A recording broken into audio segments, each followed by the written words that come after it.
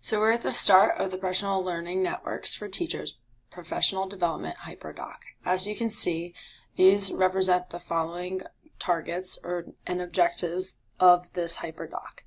As you scroll down, you'll find the first section is the Engage section, which requires an individual response. The learner is to read the first section, the second section, and the 3 following resources. The visual, the PLNs for Teachers video, as well as the Learning for the Future Professional Learning Communities video. The learner can click this easily, and it should be able to pop up in a Personal Learning extra Network, or PLN, window. is a way of describing the... Going back to this Hyperdoc, if you read the directions at the top, the learner will then record their initial reactions to the resources below.